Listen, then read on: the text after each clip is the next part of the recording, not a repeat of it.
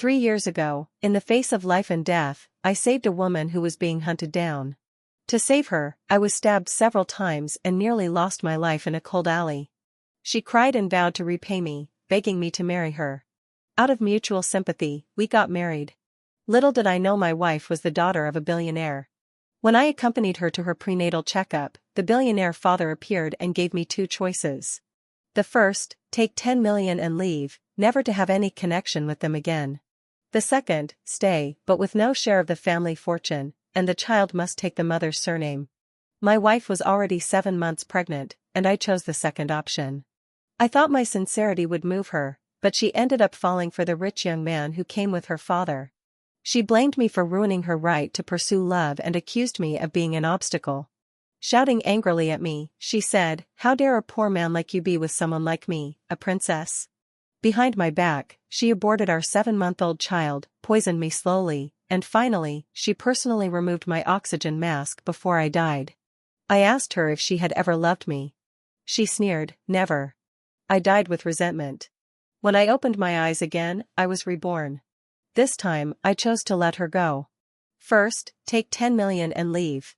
My daughter, you can ask for anything you want. Second, you can stay, but the wealth must be notarized, and you won't get a penny. The child will take the Han family surname. That suffocating feeling seemed to have disappeared. This scene felt so familiar. Wasn't this Peter Han, the billionaire of City A? Standing beside him was Diana, 7 months pregnant. Had I returned to the day when the billionaire was acknowledging his family? I instinctively pinched myself, and the sharp pain from my hand confirmed it. I had actually been reborn in my previous life. I chose the second option for Diana. I thought it would move her, but in the end, she betrayed me to be with another man, leading to my death. I still vividly remembered her face full of hatred before I died. Now that I had the chance to be reborn, I wouldn't make the same mistake again. I broke free from Diana's grip on my wrist, took a deep breath, and said firmly, "I choose the first option." When I said this, both Diana and Peter stared at me in shock. Peter had already investigated me before the family acknowledgement. He knew how deeply I had doted on his daughter. Now, to leave her for a mere 10 million, Peter hadn't expected me to choose this. He spoke again, confirming, "Are you sure? Diana is 7 months pregnant. If you leave, I will have someone force her to abort the child. The Han family will never allow a stray dog's offspring into our family." I was certain that even if Diana stayed with me, she would abort the child because she would do so for another man. Before I died, Diana revealed the truth to me. Before the billionaire showed up, she had already cheated on me. So as for whether the child was even mine, she couldn't be sure. When I first heard this, it felt like a knife to my flesh, but now hearing it, I was surprisingly calm. I had seen through Diana's mask. To show my resolve, I raised my voice, "I'm sure. I choose the first option." Once Diana snapped out of her shock, she quickly ran up to me, her eyes filled with disbelief. "Kevin, do you know what you're saying? I'm your wife. I'm carrying your child, and you're willing to abandon us for 10 million? Her voice was loud, with visible veins on her neck. Had I not lived through the previous life, I might have been fooled by her righteous indignation. Wasn't this exactly what she wanted, to secure the 10 million without angering her? I returned her previous words, "Diana, we are from 2 different worlds. We won't be happy forcing ourselves together. I'm just a poor man with nothing to give you, and I don't want to be an obstacle on your path to happiness. You have every right to pursue your own dreams. I'm nothing. I won't fool myself. You're a princess, and I'm not worthy." As I finished speaking, tears welled up in Diana's eyes. For a moment, I wondered if I had misread her. Could she really feel wronged and cry for me? Wasn't this exactly what she had always wanted? I didn't want to speculate further. Instead, I turned my gaze to Peter. Seeing Diana cry so dramatically, Peter no longer wished to argue with me. He immediately transferred 10 million to me. With the money in hand, I left without looking back. The Han family's influence was far greater than I had imagined. Even the divorce papers were already prepared. No effort from me was required. It was all taken care of. No need to see her again. To celebrate my divorce that evening, I met up with my friend Samuel. We went out for drinks. Normally, under Diana's control, I barely drank, but tonight it felt like a rare occasion worth celebrating. As soon as I arrived at the bar, Samuel put his hand on my forehead, looking utterly shocked. Bro, you really got divorced? I picked up my drink and downed it in one go, then nodded. Samuel jumped up from the sofa in surprise. Are you kidding me? You'd actually let go of your wife, I mean, ex-wife? It was well known how much I doted on Diana. I once took multiple stabbings to save her, nearly dying in a cold alley. Why did I risk everything for her? Well, it's just who I am as a man. I fell for her the moment I saw her, captivated by her breathtaking beauty. When I heard she wanted to marry me, I was so excited I stayed up for 3 days and nights, planning the most romantic proposal possible. I didn't have much money back then, but I gave everything I had. I worked multiple part-time jobs, coming home late every night, never once complaining. Whatever she liked, whatever she asked for, I would try my best to fulfill her wishes. Even if she wanted stars from the sky, I'd find a way to bring them down.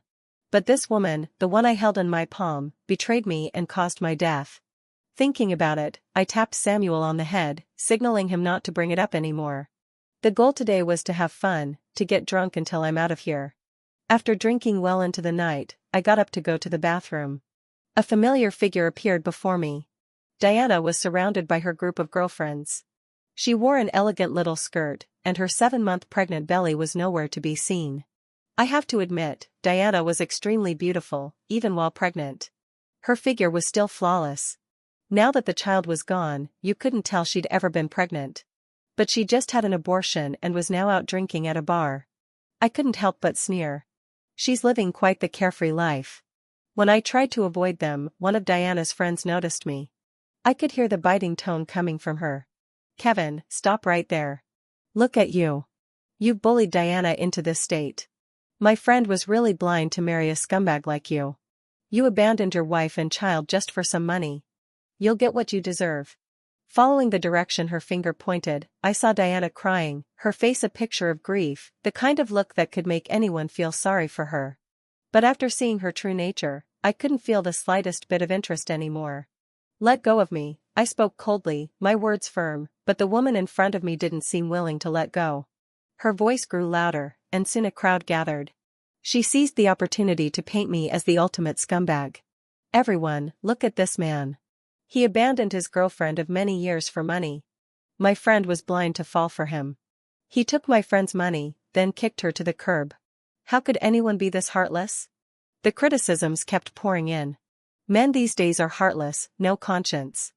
Yeah, they'll do anything for money. Diana, with a sobbing voice, walked up to me.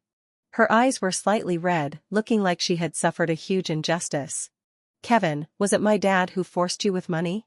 If it was, I'll go talk to him, but can you please think this through? Don't break up with me. Her shoulders trembled, a sight that would easily make any uninformed person feel sympathy.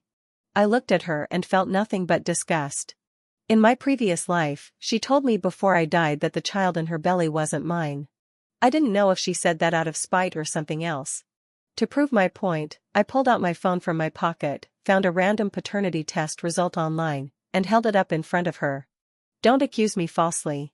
You're crying like this, so explain this to me. Just a glance was enough for Diana's face to change drastically. She didn't even see that the name on the paper wasn't mine. Her friend, still standing beside her, kept defending her, saying I was slandering her. But the next second, Diana hurriedly grabbed her friend's arm and quickly left the scene. Looks like that paternity test didn't even need to be done. Diana's reaction already gave me the answer.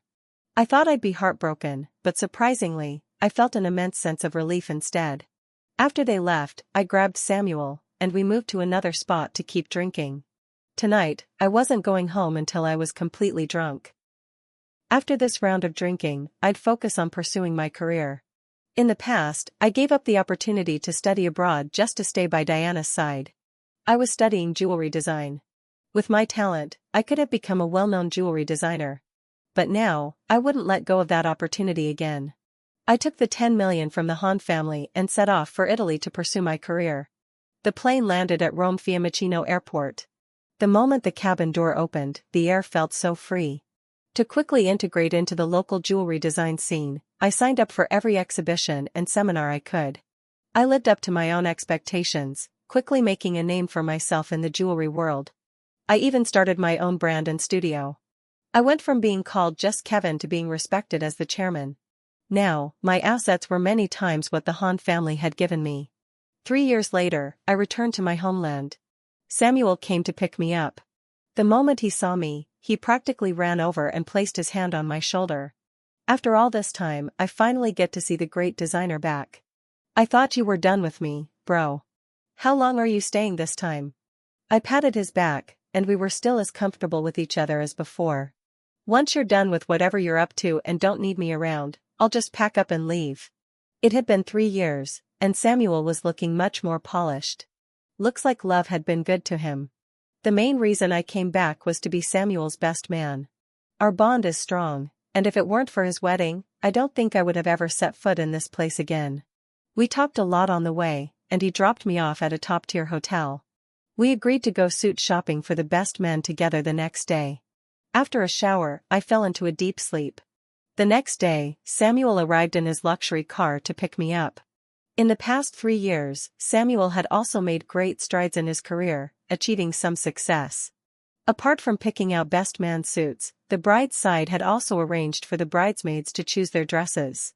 What surprised me, though, was that one of the bridesmaids was Regina, my university classmate. Regina was well known as the school's beauty back in college. Many guys tried to pursue her, but she was more focused on her studies and wasn't interested in relationships. We talked for a long time, reminiscing about old times. Through our conversation, I learned that she also worked in the jewelry design industry. The recently awarded Sumastar piece was actually designed by Regina. My impression of her only grew fond. Just as I finished changing into my suit and she into her dress, a familiar voice rang out from behind. "Kevin, is that you? You're back." I turned around and saw a familiar face before me. It was Diana. She was wearing a white wedding dress and a delicate crown, her eyes glistening with tears as she looked at me. Seeing her like this brought my mind back to 5 years ago. 5 years ago, she was my wife, Kevin's wife. Now she was someone else's fiancée. From the moment I stepped off the plane, news of Diana, the daughter of City A's richest family, and Dominic, the wealthy heir, getting engaged had spread everywhere. Money really does change people. In just 3 years, Diana had become even more beautiful than before. Ignoring the surroundings, she rushed straight toward me, her eyes filled with mixed emotions. Her voice was a bit choked up, and she managed to squeeze out a few words. "Kevin, you're finally back. Where have you been all these years? Do you know I've been looking for you?" I shrugged off her hands that were on me. "Please, Miss Han, you have a fiancé now." She shook her head desperately, her eyes red as she seemed to want to explain something. Over the past 3 years, Diana had sent me many messages, every one of them a desperate plea for me to come back. I got fed up and blocked her number. But what confused me was how, after hating me so much, even wishing me dead, she suddenly started trying to win me back. Before I could dwell on it too much, Regina's voice broke the awkward silence. "Miss Han, do you two know each other?" Regina was the winner of this year's Summer Star Award, and the event was hosted by the Han family, so Regina knew Diana. When Diana saw Regina here, a trace of undeniable jealousy flashed in her eyes. Diana was very controlling back when I was with her. I deleted every female contact from my phone for her, even female clients were not exempt. So when she saw me with another woman, the jealousy in her eyes was impossible to hide. She didn't respond to Regina but instead turned to look at me. "How do you two know each other? Who is she?" I wrapped my arm around Regina's shoulder and introduced myself. "I'm Regina's boyfriend."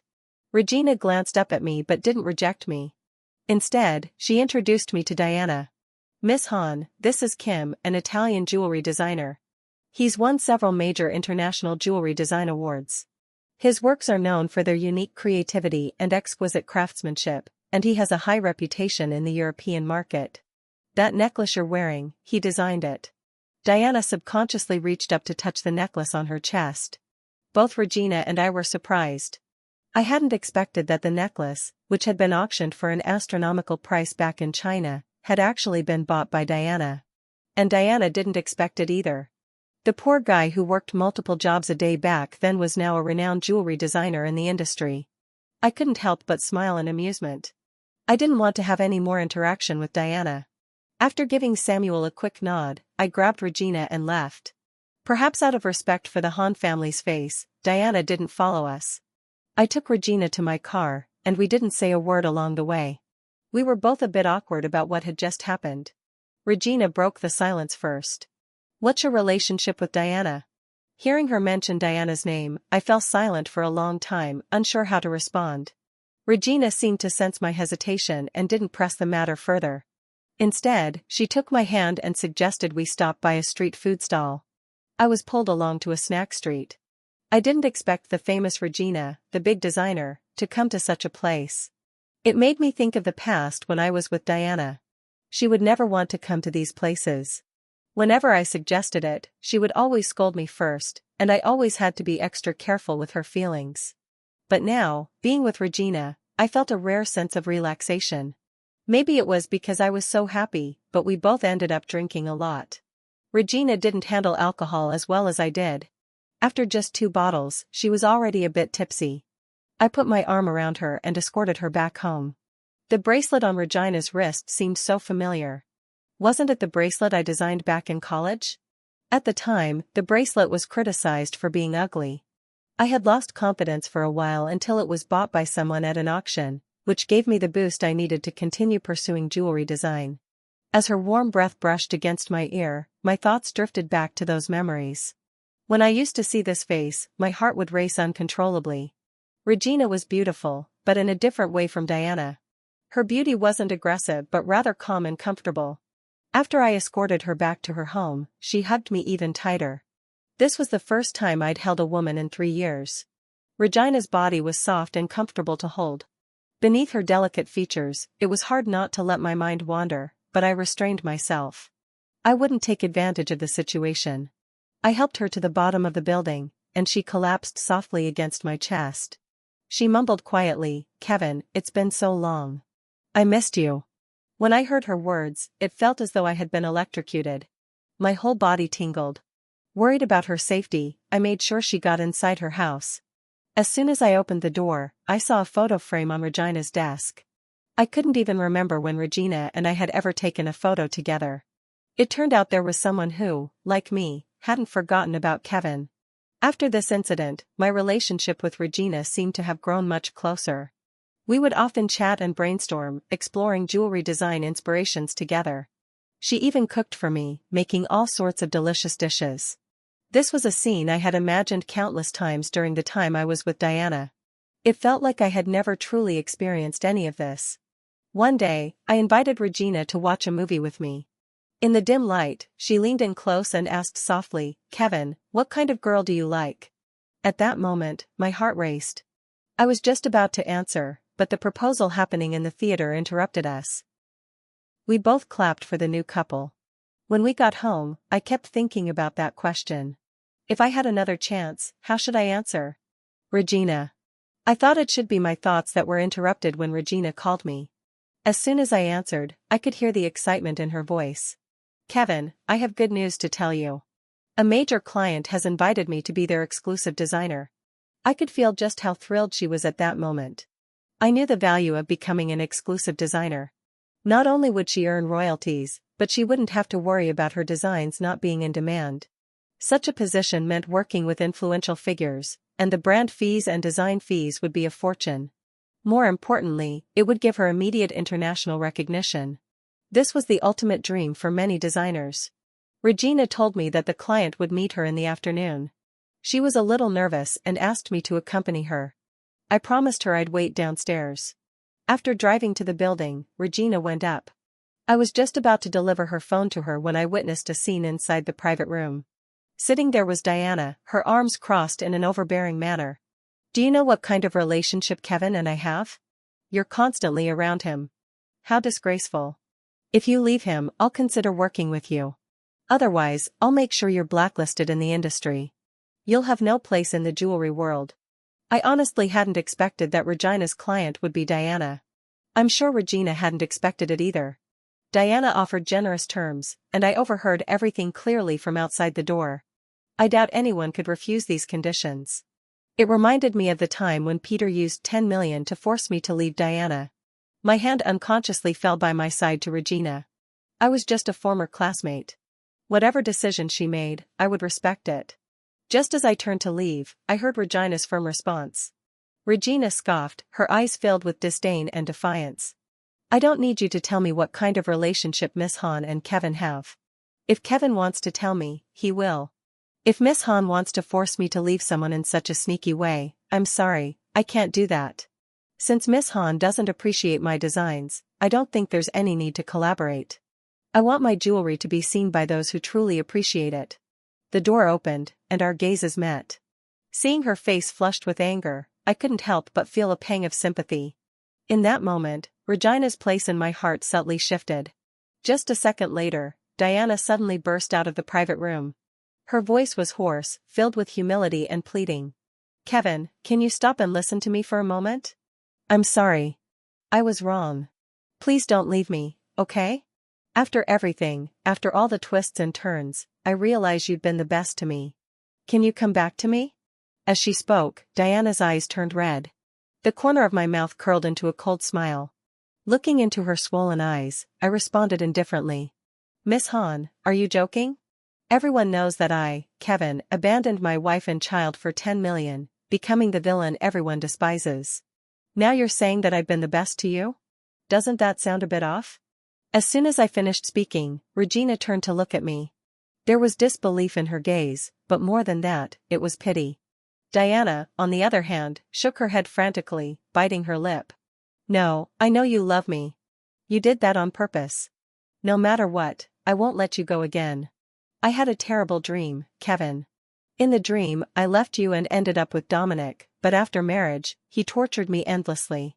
He killed my father, took all of the Han family's wealth, and in the end, I was tortured to death. My body was covered in blood. As she spoke, Diana's eyes were filled with unprecedented fear. Her pupils were wide open. It seemed as though what she was saying had truly happened. Her reaction didn't seem like an act. It was at this moment that I realized Diana might have had a rebirth.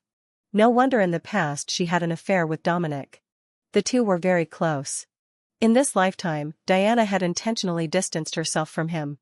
The rumors of Diana being engaged to Dominic were probably just a plan from the Han family. But so what? Late love is worth less than grass. Back then, Diana's affair and the 7-month-old child she carried weren't fake. To avoid making Regina suspicious, I said only one thing to Diana. You're crazy. I tried to pull Regina away, but Diana held on to my hand tightly.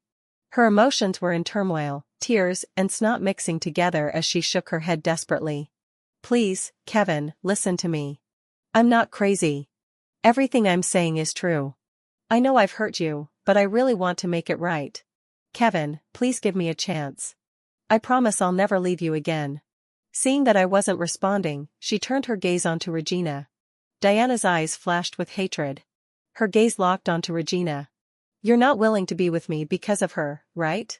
What exactly is your relationship with her? I instinctively shielded Regina behind me. No matter what our relationship is, I've already introduced you.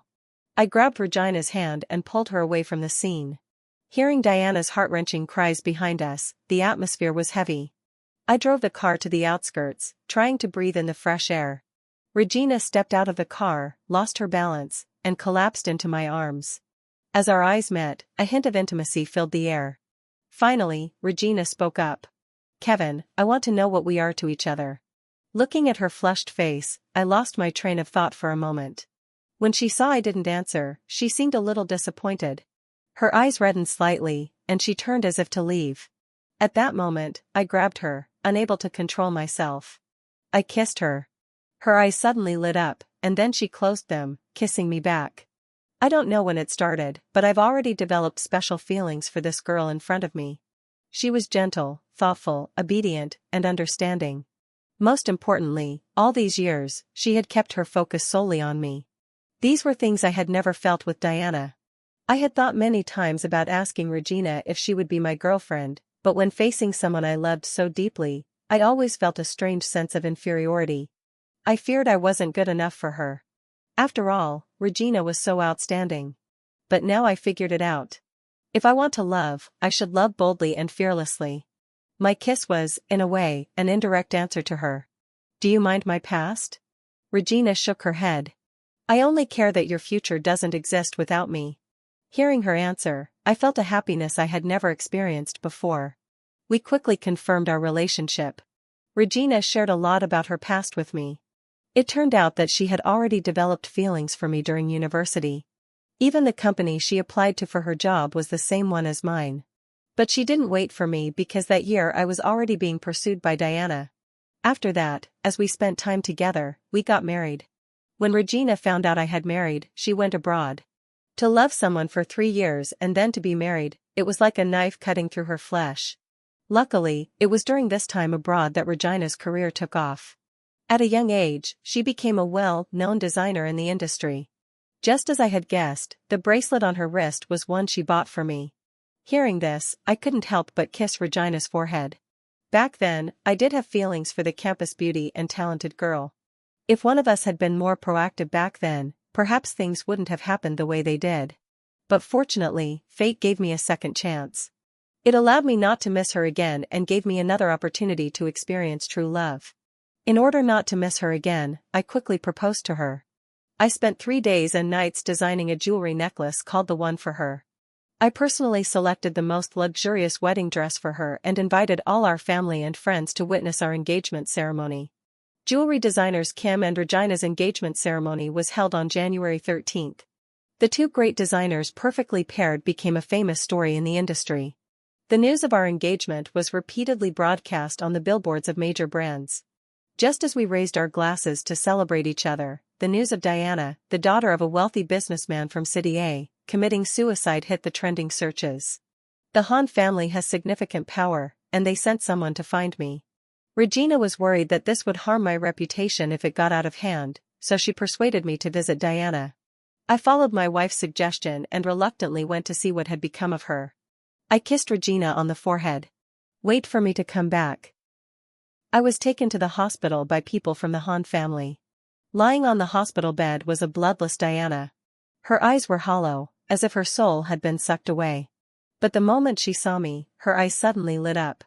She seemed to forget that there was still an .4 in her hand and ran down barefoot. Her voice was choked, and she looked as if she had suffered immense pain. "Kevin, I heard that you got engaged today. Tell me this isn't true, right? You clearly love me so much. How could you get engaged to someone else? You swore to me you said you would only love me forever. How could you suddenly stop loving me?" Her eyes were filled with tears, and her lips trembled. I took a deep breath and tried to keep my tone calm. "Diana, we ended long ago. From the moment you did those terrible things to me in the past life, fed me slow poison, personally removed my oxygen mask, and had the baby aborted at 7 months, we were already over." Diana seemed struck by my words. Her body staggered, her eyes filled with disbelief. In the previous life, there were only the two of us left in the room. I wasn't going to hide it anymore. Diana knew about my rebirth. If it weren't for her rebirth, how could there be such a huge change in this life? Upon hearing my words, Diana let out a painful scream. Her heartbreaking sobs filled the entire room. She knelt in front of me, begging with a trace of pleading. "Kevin, I'm sorry. In the past life, I did so many things to hurt you. It was my fault. I'm not human, but this life, I know I've made a mistake. Can't you really forgive me and give me another chance?" I looked at Diana kneeling in front of me, with no hesitation in my heart. The painful memories of the previous life felt like knives stabbing into my heart. "Not everything can be repaired with just an apology, Diana. You shattered my love for you with your own hands." Diana raised her head, her face covered in tear stains, her eyes full of despair and helplessness. "Kevin, I've really changed after being reborn. I've been repenting day and night. I know my sins are unforgivable, but I really don't want to lose you again. Teach me what I have to do for you to forgive me." I scoffed coldly. "No need. I now have someone I want to protect for a lifetime. There is no possibility for us anymore." Diana had no response, only crying incessantly. Her body trembled violently from the pain. I didn't pay her any more attention. Thinking about Regina waiting for me downstairs, I couldn't wait to see the person I loved. When I rushed out of the hospital, I saw the one I loved the most.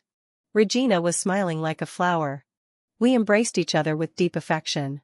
Regina was much more thoughtful and caring than I had imagined. Since we got engaged, she had been taking great care of my life. Not only that, but she also placed a lot of importance on my family.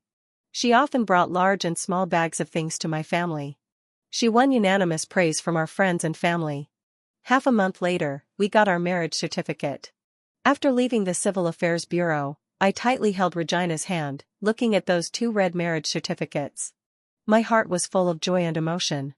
Regina leaned on my shoulder, her face beaming with happiness.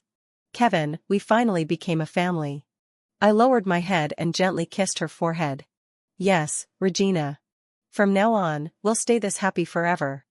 That same day, I received a call from an unknown number. It was Diana. I was about to hang up when she said, "Kevin, listen to me. I promise after this call, I'll never disturb you again." Thinking she would never bother me again, I gritted my teeth and decided to listen. Diana's voice on the other end was very soft. "Kevin, today I saw you and Regina enter the Civil Affairs Bureau. This scene felt so familiar, just like 5 years ago when you held my hand and took me in. That day, I was so happy, and I think Regina must be feeling the same way I felt back then. I know I did so many things to hurt you. I have no face to ask for your forgiveness, but I want to correct what I said in my past life. I told you I never loved you. That was a lie. What I want to tell you is that I really loved you. I just realized too late. I wish you and Regina all the best. I will never disturb you both again." Before the call ended, I heard someone on the other side scream with a loud bang. Diana stopped responding. The next day, a hot news story was shared across major media outlets. Diana, the daughter of a wealthy family, had committed suicide by drowning in the river due to a love tragedy. The culprit turned out to be her fiancé Dominic. Before her death, Diana left evidence of Dominic's infidelity on the bridge. Peter, upon hearing this, was furious and immediately ordered a citywide search for Dominic. When they found him, he wanted to tear him to pieces. I knew that this was also Diana's last act for me in this life. She knew that after her death, Peter would surely blame me, so she pointed the finger at Dominic. And in the previous life, after I died, it was also Dominic who had caused Diana's death. Finally, the story of Diana and I came to an end. I lay on the soft, big bed, holding Regina. Waking up, the first rays of the morning sun shone on us. The story of Regina and I was just beginning. Regina hugged me and teasingly asked, "Honey, do you want a boy or a girl?" I gently bit her lip and lovingly replied, "As long as it's your child, I'll love it."